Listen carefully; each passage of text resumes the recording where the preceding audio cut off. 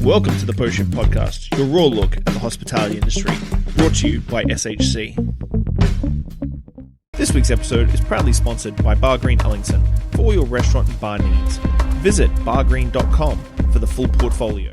I was on Clubhouse yesterday and I was chatting to a gentleman who wrote an article about the impending labor shortage, especially in the back of house for chefs and cooks, and talking about work-life balance and that sort of thing, which, you know, if you've watched any of my content, that's all what I'm about.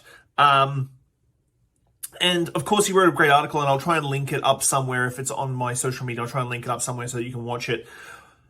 But he got a lot of flack, and a lot of old school chefs, and I'm 40 years old, so that 40 to 50 year old plus range, gave him a lot of flack about youngsters not wanting to work as hard as they need to and work as hard as we did. It's like, and it got me really thinking, is like, the definition of progress is making the next generation's life easier.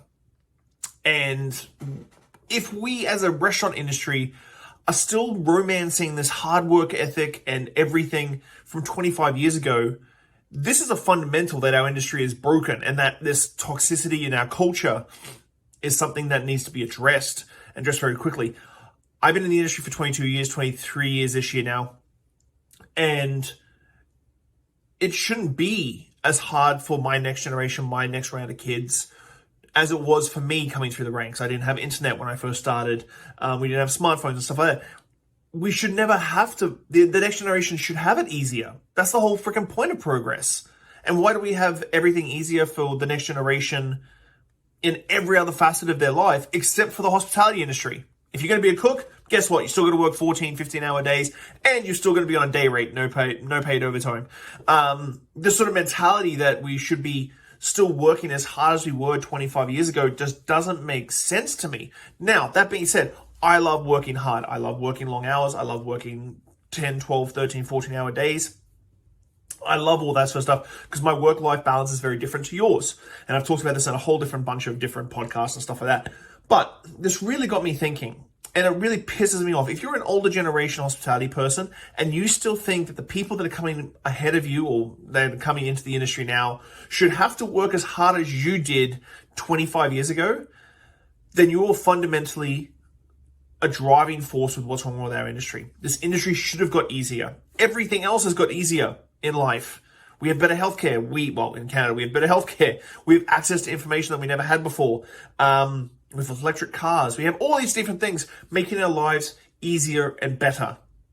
So don't demonize the next generation because they don't want to work hard. They shouldn't have to work as hard as we did 25 years ago. They should be able to have a work-life balance. They should be getting paid living wage. They should be getting benefits and medical. Like, these are simple things that is a progression of progress in our industry, which we don't seem like we're having.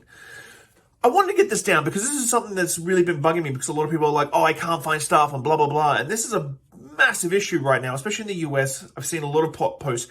If you haven't built a culture around your business that is nurturing, transparent, honest, based on education, based on inclusivity, based on everything that your restaurant or bar should have, then no, you don't deserve to get good staff. No, you don't deserve to get staff at all. If you're still a tyrant, if you still believe in this, I worked 18 hours, you have to work 18 hours mentality, no, you don't deserve good staff. Yes, you deserve flipping your staff every 3 to 6 months. So, if you are complaining about not getting staff, look inwards. Look inwards.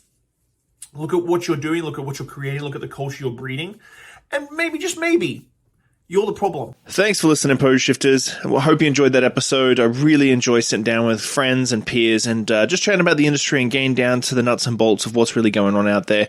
Make sure you like, subscribe, comment, everything on all the platforms. Just hit it up and I'll do my best to answer any queries or questions you have. I'll see you next week, guys. Bye.